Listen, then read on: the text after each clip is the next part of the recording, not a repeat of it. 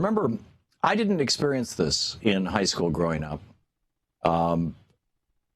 But my wife did, Louise. She's often, I mean, you know, we've been married 43 years, and probably 100 times she's mentioned this to me at various times, that when she was in high school, they had to take a Black history class. And they had to read the autobiography of Malcolm X, and they had to read Black Like Me, and they had to read, I think, Dick Gregory, and they had to read some scholarly history books as well and learn who W.E.B. Du Bois was, and et cetera, et cetera. And Du Bois. And I didn't have that learning. And I don't think, and I mean, she went to high school in East Lansing, Michigan, which was a college town, and so they were maybe, you know, a little higher educational standards. She went to I think, mostly white school. But she had, frankly, I got to tell you, you know, during the first decade or so that we were married, my wife had a much better understanding of the racial history of this country than I did.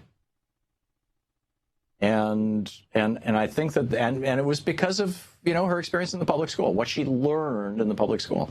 So I'm with you. I think that we need to be teaching not just Black history, but the history, race history in the United States.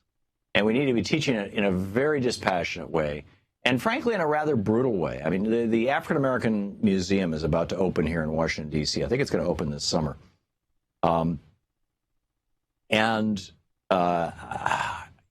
I so remember walking through Yad Vashem, which is the Holocaust Museum. There's one in Israel, there's one here in D.C., there's a couple of them around the world.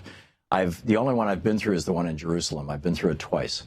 And you walk through there, and by the time you're done, by the time you're out, walking out, virtually everybody is just sobbing uncontrollably, because you just get the scope of the horror and the human dimension of it.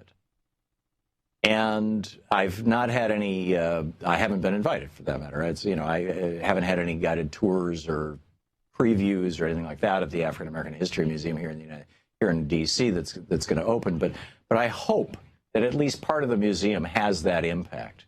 Louise and I have been through the Museum of Native American History in the United States. In fact, we've been through it twice.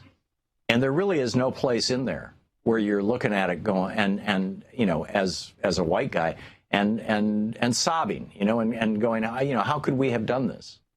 There is, you know, you get it that we committed genocide, but it is highly sanitized. Highly sanitized.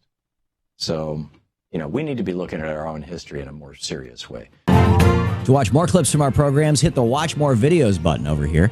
And please be sure to hit the handy-dandy subscribe button so you'll always be up to date. Tag, you're it.